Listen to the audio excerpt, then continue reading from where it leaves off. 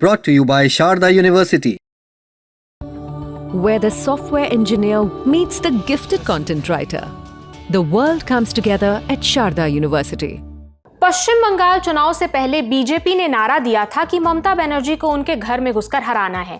हुआ भी यही। ममता अपनी सीट भवानीपुर भी नहीं बचा पाई। हारी तो हारी, यहां तक कि उस वार्ड में भी हार गई जहां उनका खुद का घर है, यानी वार्ड नंबर 73।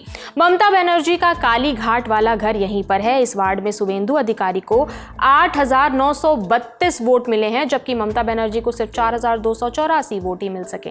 भवानीपुर के हर एक पोलिंग बूथ पर लगभग 400 से 700 वोटर्स थे, पर ऐसे कई बूथ्स हैं जहां ममता की परफॉर्मेंस बहुत खराब रही। 50 से भी ज्यादा वोट नहीं मिल पाए। अब चुनाव आयोग के बूथवार नतीजों के आंकड़े पर नजर डालिए। जैसे कि बूथ नंबर 14 पर 43 वोट्स मिले, बूथ नंबर 16 पर 42 वोट्स मिले, बूथ नंबर 20 पर 41 वोट्स मिले और बूथ नंबर 24 पर 45 वोट्स, बूथ नंबर 77 पर 40 वोट्स, बूथ नंबर 89 पर 41 वोट्स, बूथ नंबर 105 पर 31 वोट्स, बूथ नंबर 149 पर 44 वोट्स, बूथ नंबर 158 पर 46 वोट्स, बूथ नंबर 176 पर 29 वोट्स, बूथ नंबर 242 पर 40 वोट्स, बूथ नंबर 249 पर 28 वोट्स, बूथ नंबर 263 पर 30 वोट्स। तो ये हाल था कि 50 से भी कम वोट मिले हैं ममता बनर्जी को। ये पूरी लिस्ट है।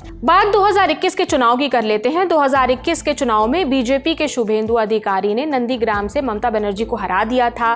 तब भवानीपुर से जीतने वाले शोभन देव ने अपनी सीट से इस्तीफा दे दिया ताकि ममता बनर्जी वहां से उपचुनाव लड़कर सदस्य बन सके सदन की। इसके बाद ममता सीएम बनी, भवानीपुर से लड़ी और फिर विधानसभा की सदस्य बनी थी। तब उन्हें सभी 7 वार्डों में जीत हासिल की थी, पर इस बार शुभेंदु अधिकारी ने ममता को भवानीपुर से आराम से हरा दिया और बूथ नंबर 73 से भी, जहां ममता बनर्जी का कालीघाट वाला घर है, जैसा हमने आपको पहले बताया।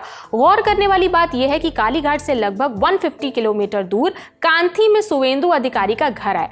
भवानीपुर में पहले से ही उनका कोई राजनीतिक जनाधार या संगठन नहीं था। इसके बावजूद उन्होंने ममता बनर्जी के खुद के वार्ड में उनसे 2 गुना से भी ज्यादा वोट हासिल किए और अमित शाह के उस वादे को सच कर दिखाया जिसमें उन्होंने ममता को उन्हीं के गढ़ में हराने की बात कही थी। सुनिए अमित शाह का चुनाव से पहले का ये बयान।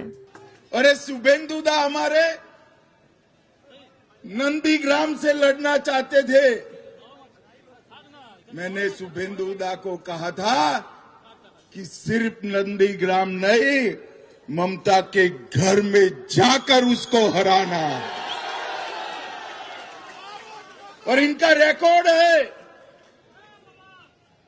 गत चुनाव में ममता बंगाल में सरकार तो बना पाई थी, मगर ममता दीदी नंदीग्राम में शुभेंदु दा के सामने चुनाव हार गई थी। इस बार ममता जी पूरे बंगाल में भी हारेगी और भवानीपुर में भी हारेगी। इस बार बीजेपी ने यह तय कर लिया था कि ममता को घर में घुसकर हराना है और इसके लिए पार्टी का दूसरा सबसे बड़ा और संगठन का सबसे बड़ा नेता चुनाव के दौरान कार्यकर्ताओं के बीच रहे। इससे बड़ा हौसला और क्या होता। अमित शाह ने ऐसा ही किया। वे 15 दिन तक बंगाल में डटे रहे और वॉर रूम में कार्यकर्ताओं के साथ बैठकर पार्टी को जिताने की रणनीति बनाते रहे। कब? चुनाव से पहले। अमित शाह के बारे में लोकल पत्रकार बताते हैं कि उन्होंने अपने कार्यकर्ताओं के दिमाग में इस बात को बैठा दिया था कि बीजेपी चुनाव जीत रही है और इससे बीजेपी को बड़ा फायदा मिला। एक तो टीएमसी की गुंडई का डर निकल गया, दूसरा वोटर्स को बूथ तक लाने का बूस्ट अप डोज मिला। तो ये थी पूरी जानकारी। इस जानकारी पर आपकी क्या राय है, हमें कमेंट सेक्शन में ज़रूर बताएं। मेरा नाम प्रगति है। बाकी देश और दुनिया की तमाम खबरों से जुड़े रहने के लिए देखते रहिए दी लल्लन टॉप और अगर चैनल को नहीं सब्सक्राइब किया है तो सब्सक्राइब ज़रूर कर लें। शुक्रिया।